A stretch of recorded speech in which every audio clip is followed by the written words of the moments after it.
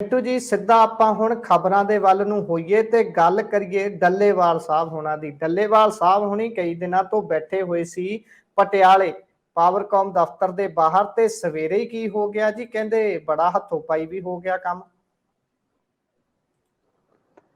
जी देखो गल यह कि पुराने पत्रकार ते नवे मीडिया डायरैक्टर उन्होंने तो पहले ही पोस्ट पा के कह दिता सीगा कि ये चौधर का काम कर रहे ने पन्नू साहब ने। वो कैड़ी सीगी शब्दावली पूरी उन्होंने खड़ी शब्दावली सीगी तो नजर आ रहा सीगा कि इस मोर्चे नूं पंजाब सरकार बहुता देर बर्दाश्त करन दे रौं च नहीं है, क्योंकि तुहानूं पता ही है ना घर दे भाग आंदे हुंदे आ ना ड्यूड़ियों दिस पैंदे आ।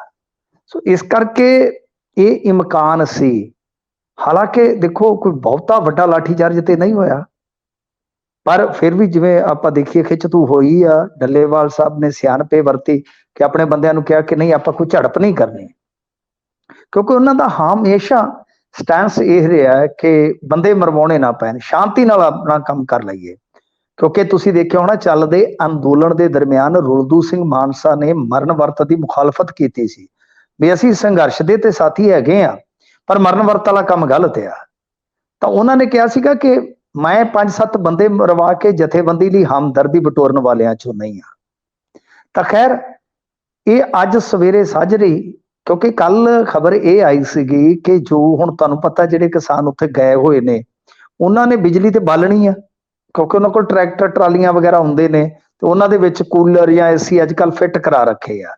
सारियां जथेबंदियां कोल इस तरह दी ट्रालियां ने, खास तौर पर दिल्ली अंदोलन तो बाद। तो वह हुण चलने का लाइट नाल आ, पाथियां नाल तो चलणों रहा।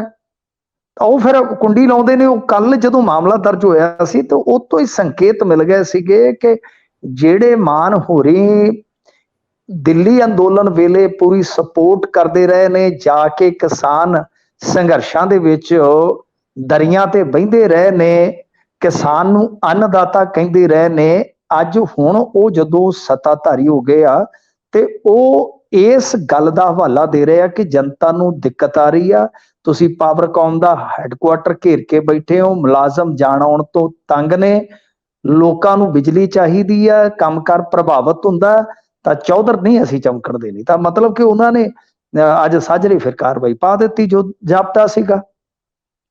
डल्लेवाल होरां नूं जदों उन्होंने हिरासत च लै लिया उस तो बाद जिवें ही गल फैली इस तरह लगदा सीगा गुरप्रीत जी के शायद पंजाब दे विच किसी न किसी थां ते कोई वड्डा मोर्चा लग सकदा आ। पर पहला खबर आई कि राजपुरा रोड बंद किया जा सकता, जिहड़ा आपां पटियाले तो चंडीगढ़ कहने आ। पर बाद दे विच ये खबर आई कि इकट्ठे होने का यतन जरूर किया जा रहा सीगा पर पुलिस उत्थे काफी एक्टिव सी। पर इक्का दुक्का थावां तो खबरां जरूर आईयां कि कुछ शाह मार्ग कुछ वक्त लई बंद जरूर होए ने, पर जिवें मैं तुहानूं दस्सिया कि इम्कान सी कि कोई वड्डा किसी थां ते बंद हो सकदा है, जिहा नहीं होया।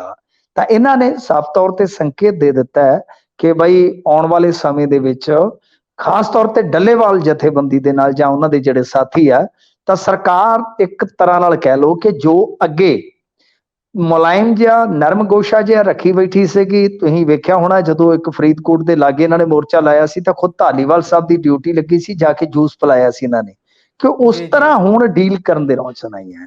तां इह सवाल ते हुण इन्हां दे सामने जरूर रहणगे कि हुण किसान उही आ, हुण की मुश्क आउण लग गया, हुण भी टेबल ते सद के चलो ठीक आ। कुछ मंगां नाल मैं भी सहमत नहीं, कुछ किसान संघर्ष दे जिहड़े ये तरीके ने तरीकाकारी नाल भी मेरी मतलब कुछ हद तक सहमति नहीं हो सकती। पर गल यह कि जो जैन्यून मंग आ सीजन दे विच बिजली नूं लैके कि वो तां घट्टो घट्ट जिद्दां ट्रांसफार्मर वगैरह बदलने ने तां तुसीं वो तां भरोसा दे सकदे हो ना कि भाई 8 घंटे बिजली असीं लगातार दे दईए बहुत आ।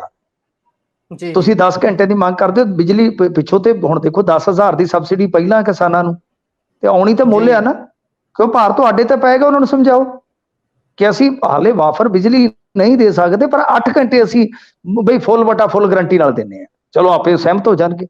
तां गल इह आ कि ये चीज़ां जिहड़ियां ने वो टेबल ते जाके हुंदियां ने कि कुछ तुसीं मन लो कुछ उन्हां नूं मना लो, पर इन्हां ने टेबल टॉक जिहड़ा है वो शायद हो सकदा बैकडोर कीता होवे, पर अज इन्हां ने कार्रवाई पा के वो धरना एक बारी तां चुकवा दिता है।